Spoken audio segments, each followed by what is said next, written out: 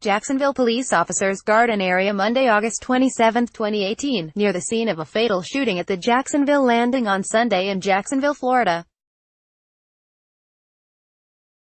A gunman opened fire at a video game tournament, killing multiple people and then fatally shooting himself in a rampage that wounded several others. AP photo, John Rowe, Baltimore. AP, the young man who opened fire at a Florida video game tournament had shown abundant signs he was struggling with a mental disorder. He was prescribed an antipsychotic drug as an adolescent and had been hospitalized at least twice for mental illness. Yet David Katz landed at the foggy intersection of America's mental health and legal systems when it came to buying the two handguns that police say he carried during the attack, which killed 2 people and wounded 10 others during the Madden NFL 19 competition in Jacksonville. The rampage ended when the 24-year-old Baltimore man fatally shot himself.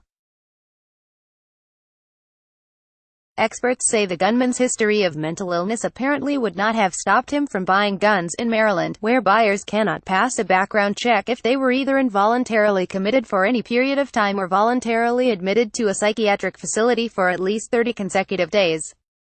Court papers filed in his parents' bitter divorce do not clearly indicate whether Katz was hospitalized voluntarily or involuntarily, and the 2 hospitalizations described in the documents were both shorter than 30 days. In addition, Katz's hospitalizations may have occurred before the Maryland General Assembly revamped the state's firearms laws following the 2007 mass shooting at Virginia Tech.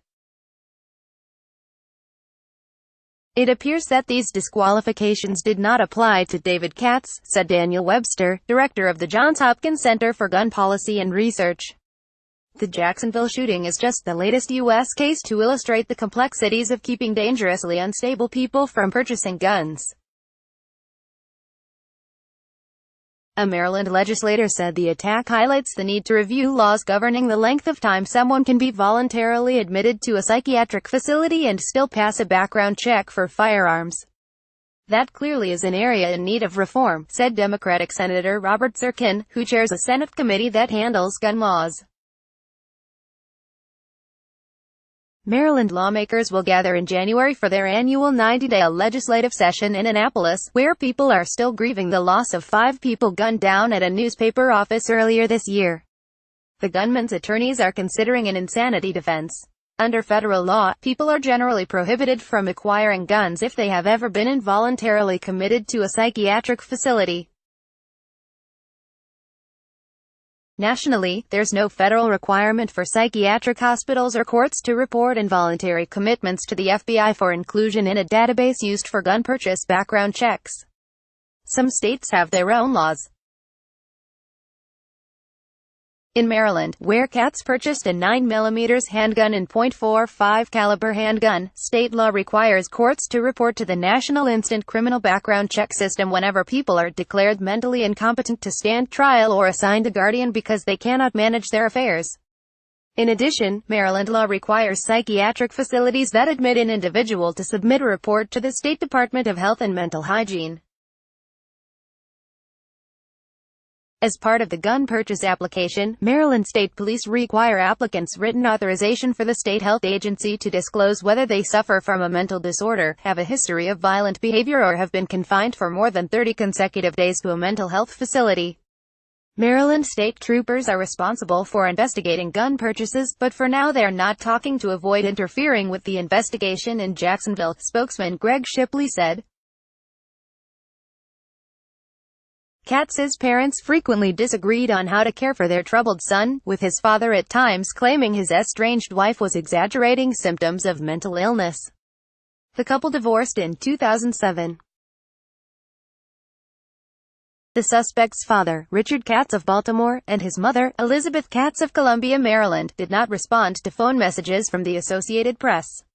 Efforts to reach them and other relatives at their homes were also unsuccessful. A psychologist once warned a family court that David Katz might become violent. Katz could lash out and become so angry that he would hit and hurt his mother, Dr. Paul Berman told the court. The divorce papers in Howard County, Maryland, say Katz started obsessively playing video games as a boy, sometimes refusing to go to school or to bathe. Elizabeth Katz, a toxicologist who worked at the Department of Agriculture, said in court papers that she would confiscate some of her son's gaming equipment after finding him playing games in the wee hours. At one point, she put his gaming controllers in her bedroom behind a locked door and he punched a hole in the door, she said. When a boy, he sometimes curled up into a ball, refused to attend school and sobbed, she said. She asserted that her ex-husband, a NASA engineer, instructed David not to take Risperdal, an antipsychotic medication prescribed to him. In late 2007, Katz was admitted to the Sheppard Pratt mental health system near his Maryland home for about 12 days. Court documents say a psychiatrist at that time administered antidepressants. He later spent about 13 days at Potomac Ridge, a mental health services facility in Rockville. Wit reported from Annapolis, Maryland. Associated Press writer Michael B. Secker contributed from Washington. Copyright 2018 The Associated Press. All rights reserved. This material may not be published, broadcast, written or redistributed.